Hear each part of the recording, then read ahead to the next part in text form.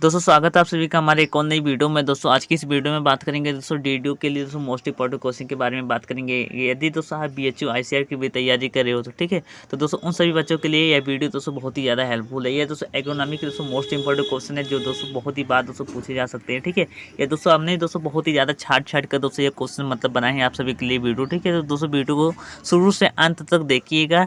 तो दोस्तों वीडियो को शुरू करते हैं। तो दोस्तों जो हमारा पहला नंबर आता है दोस्तों वो हमारा आता है इस प्रकार से। ठीक है, तो दोस्तों इसमें एक मिनट दिखा दे रहे हैं आप सभी को।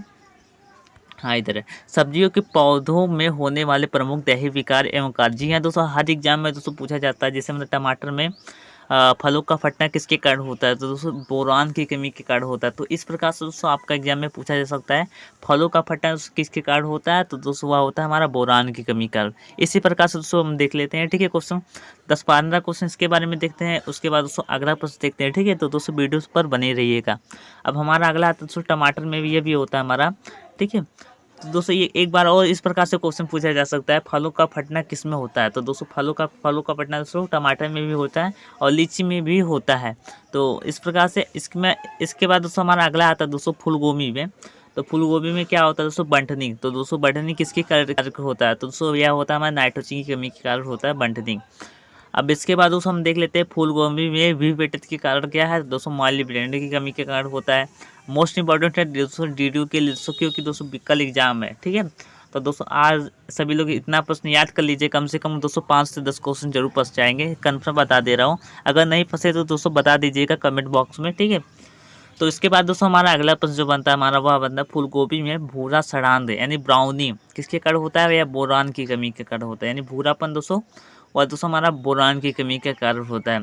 अब हमारा अगला दोस्तों इस प्रकार से है फूलगोभी में यह भी होता है हमारा खोखला तना यानी होलो स्टेम। होलो स्टेम किसके कारण होता है, अधिक नाइट्रोजन के कारण होता है होलो स्टेम।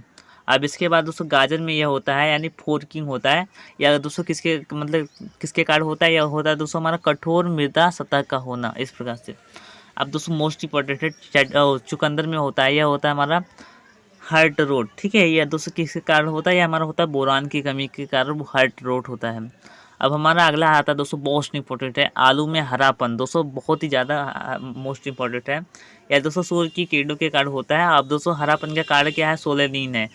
मतलब जो जहरीला पदार्थ पाया जाता है वो कौन सा पाया जाता है, सोलेनिन होता है। ठीक है, इस प्रकार से अब हमारा अगला आता है आलू में ब्लैक हार्ट होता है। ठीक है, यह किसके कारण होता है दोस्तों, यह ऑक्सीजन की कमी के कारण होता है। अब हमारा अगला आता है आलू में होलोस्टेम। तो होलोस्टेम नाइट्रोजन की अधिकता के कारण होता है। अब दोस्तों हमारा अगला जो प्रश्न हमारा आता है वह दोस्तों हमारा मूली का आकाशीय नूर। जी हाँ दोस्तों, बहुत ही बार एग्जाम में पूछा गया है, तो यह बोरान की कमी के कारण होता है, याद कर लीजिएगा। अगर जो दोस्तों इसका पीडीएफ चाहते हो तो हम पीडीएफ आपको दे देंगे। ठीक है, चिंता करने की आवश्यकता नहीं है।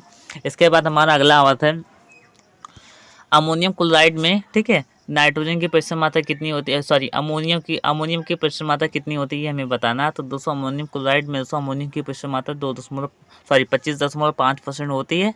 इसके बाद दोस्तों निर्जम एनहाइड्रस अमोनियम में कितने परसेंट अमोनियम पाया जाता है, तो दोस्तों ये 82% पाया जाता है। दोस्तों इंपॉर्टेंट है, इसलिए हम सोचे के अलावा बना दें। इसके बाद दोस्तों एग्जाम में पूछा जा सकता है सिंगल सुपर फास्फेट में फास्फोरस की कितनी परसेंट मात्रा पाई जाती है। तो दोस्तों आप सभी को मैं बता दूं सिंगल सुपर फास्फेट में 16% फास्फोरस पाया जाता है, जबकि डबल सुपर फास्फेट में 32% पाया जाता है, और ट्रिपल सुपर फास्फेट में दोस्तों 46 से 48% यानी P2 यानी पोटेशियम ऑक्साइड पाया जाता है। ठीक है, यह दोस्तों फास्फोरस की मात्रा है 46 से 48%, चिंता करने की आवश्यकता नहीं है। इसके बाद दोस्तों हमारा अगला आता है हड्डी का चूरा में कितने परसेंट फास्फोरस पाया जाता है, वो 20 से 25% पाया जाता है। इसके बाद राख फास्फेट में दोस्तों पूछा भी गया है एग्जाम में, यह दोस्तों 20 से 40% पाया जाता है फास्फोरस। इसके बाद बेसिक स्लैग में कितने परसेंट पाया जाता है फास्फोरस, 14 से 18% पाया जाता है, ये याद कर लीजिएगा।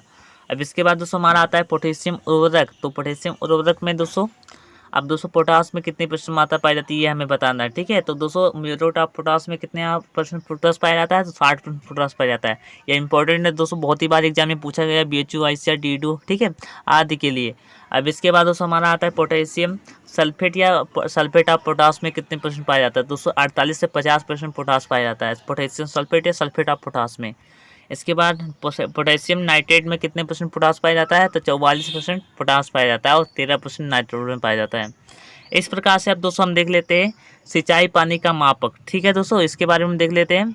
इसमें दोस्तों देख लेते हैं सबसे मोस्ट इम्पॉर्टेंट जो होता है वह दोस्तों हमारा होता है 1 हेक्टेयर मिलीमीटर बराबर कितना लीटर होता है।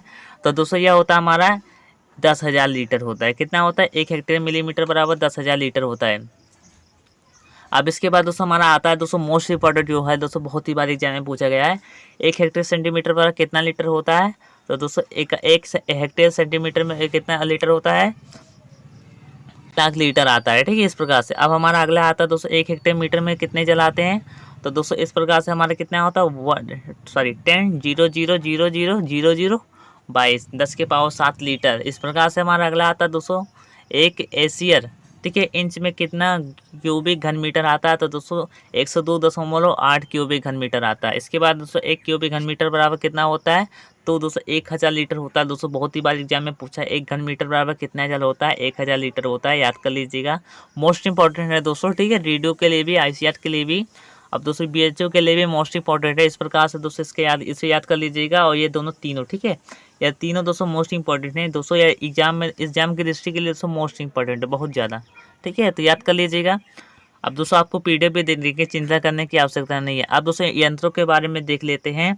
तो दोस्तों इलेक्ट्रोमीटर का प्रयोग किसमें किया जाता है। तो दूध की शुद्धता ज्ञात करने के लिए प्रयोग किया जाता है इलेक्ट्रोमीटर। अब आईसी मीटर का प्रयोग कहाँ किया जाता है, निक्षालन एवं वाष्पोत्सर्जन नापने का यंत्र है ये। इसके बाद दोस्तों हमारा मैनोमीटर है। तो दोस्तों मैनोमीटर किस प्रकार से का यंत्र है, या जड़ दाब ज्ञात करने का यंत्र है। अब दोस्तों मोस्ट इंपॉर्टेंट जो है दोस्तों फोटोमीटर है, या दोस्तों उत्सर्जन की मात्रा नापने के लिए प्रयोग किया जाता है। बट दोस्तों कुछ लोग बोलते हैं कि दोस्तों वाष्पोत्सर्जन की मात्रा का प्रयोग किया जाता है। बट दोस्तों कन्फ्यूज है, क्योंकि दोस्तों बहुत ही मतलब बुक में यह लिखा है, तो दोस्तों बहुत ही बुक में वह लिखा है, ठीक है। तो इस प्रकार से दोस्तों क्या पता दोस्तों कन्फ्यूज हम भी हैं, ठीक है, इस प्रकार से। अब दोस्तों हमारा अगला जो आता है हमारा वो आता है दोस्तों हमारा कार्डियोग्राफ। तो कार्डियोग्राफ का प्रयोग कहाँ किया जाता है, हृदय की गति को ग्राफ में प्रदर्शित करने का यंत्र है यह कार्डियोग्राफ। अब दोस्तों इसके बाद दोस्तों हमारा अगला आता है दोस्तों रेन गेज। जी हाँ दोस्तों, ये मोस्ट इंपॉर्टेंट है। रेन गेज का प्रयोग कहाँ किया जाता है, यह वर्षा नापने के लिए किया जाता है, और वर्षा नापने का यंत्र है। इसके बाद दोस्तों हमारा अगला आता है दोस्तों हमारा जेल मीटर। तो दोस्तों जेल मीटर का कहाँ प्रयोग किया जाता है। तो दोस्तों जेल मीटर का प्रयोग फलों में पैक्टिन की मात्रा का निर्धारण करने के लिए किया जाता है। अब दोस्तों मोस्ट इंपॉर्टेंट एक बार और है ऑस्मोमीटर। दोस्तों इसका प्रयोग किया जाता है घोल यानी सॉल्यूशन की परासरणीय सांद्रता ज्ञात करने के लिए किया जाता है। अब इसके बाद दोस्तों मोस्ट इंपॉर्टेंट है जो दोस्तों वह है हमारा सोलोमीटर। तो सोलोमीटर का प्रयोग कहाँ किया जाता है, नमक की मात्रा या नमक की सांद्रता ज्ञात करने के लिए। इसके बाद दोस्तों एक और इम्पोर्टेंट है, इसका नाम हमारा ब्रिक्स रेफ्रेक्टोमीटर। तो इसका प्रयोग कहाँ किया जाता है, घुलनशील पदार्थ की मात्रा निर्धारण करने के लिए। तो दोस्तों इस प्रकार से अगर जो आप इसका पीडीएफ चाहते हो तो कमेंट बॉक्स में जाइएगा, मतलब कमेंट कीजिएगा, हम आपको पीडीएफ दे देंगे, पीडीएफ का लिंक दे देंगे, या फिर व्हाट्सएप का लिंक दे देंगे, वहाँ से आप ज्वाइन हो जाइएगा। वहाँ से कमेंट करके आप लोग मांग लीजिएगा पीडीएफ, हम आपको पीडीएफ दे देंगे, ठीक है। तो दोस्तों आशा करता हूँ वीडियो अच्छा लगा होगा दोस्तों। अगली वीडियो में मिलते हैं दोस्तों अभी जल्दी ही जल्द, ठीक है। तो दोस्तों धन्यवाद, जय हिंद, जय भारत।